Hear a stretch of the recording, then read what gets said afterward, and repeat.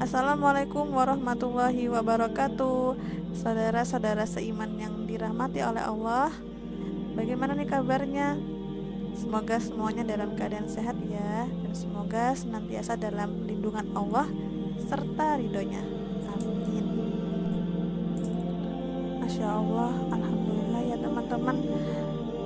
Atas nikmat yang Allah berikan, kita masih Allah bimbing di jalannya, kita masih Allah gerakkan hatinya untuk senantiasa melakukan kebaikan, salah satunya dengan menuntut ilmu.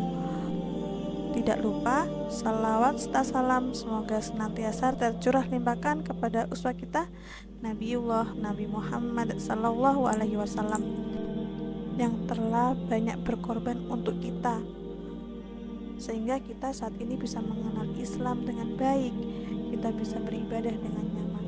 Semoga kelak Rasulullah berkenan untuk memberikan syafaatnya kepada kita semua. Amin. Teman-teman, pernah gak kalian bersyukur atas nikmat iman dan nikmat Islam yang itu bahkan sudah Allah berikan kepada kita sejak kita lahir? Pernah gak kita bersyukur bahwa kita sudah gak perlu lagi mencari agama yang benar, karena sejak lahir pun kita sudah memiliki agama yang benar. Banyak loh di luar sana orang yang masih mencari-cari keyakinan yang menurutnya paling benar. Cukup melelahkan bukan? Lalu apa yang harus kita lakukan sebagai bentuk syukur kita kepada Allah atas nikmat iman ini? Caranya cukup sederhana sih, hanya dengan kita menyadari bahwa identitas Islam melekat pada diri kita, yang itu bukan hanya sekedar formalitas, bukan hanya sekedar lengkap biodata saja, tapi dengan kita mengaku Islam, kita harus terima konsekuensinya. Atas apa sih konsekuensi kita sebagai umat Islam? Konsekuensi kita sebagai umat Islam adalah menjalankan apa yang sudah menjadi pemahaman. Sederhananya begini, kalau kita paham bahwasanya Islam itu memiliki aturan, Islam itu terikat dengan syariat, maka itu yang harus kita lakukan, itu yang harus kita amalkan. Berarti kalau kita tahu bahwasanya apa yang ada dalam kehidupan kita sebagai umat muslim itu terikat dengan syariat, maka harusnya kita tidak asal dalam berbuat, karena yang boleh kita lakukan hanyalah apa yang Allah halalkan. Nah, lalu akan muncul pertanyaan, bagaimana jika tidak tahu ini boleh atau tidak, ini halal atau haram? Nah, disinilah pentingnya untuk menuntut ilmu. Yang miris itu adalah ketika orang itu tahu itu tidak boleh, itu dilanggar oleh syariat, tapi tetap dilakukan.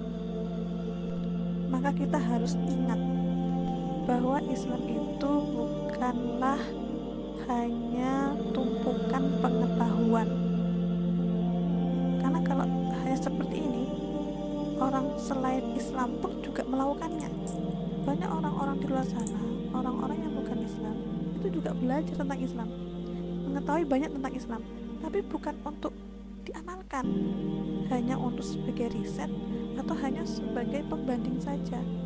Bahkan mirisnya mereka melakukan itu untuk menjatuhkan Islam. Nauzubillah. Semoga kita bukan termasuk orang-orang yang seperti ini. Ada dua hal yang harus manusia pegang agar mafahim Islam ini hadir dalam kehidupannya. Yang pertama adalah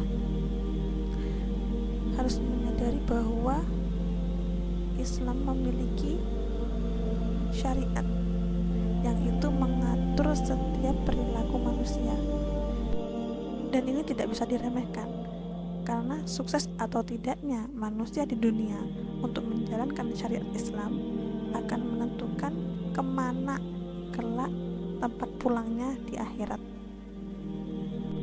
Yang kedua, manusia harus sadar bahwa apa yang ada dalam Al-Quran atau dalil yang lain itu adalah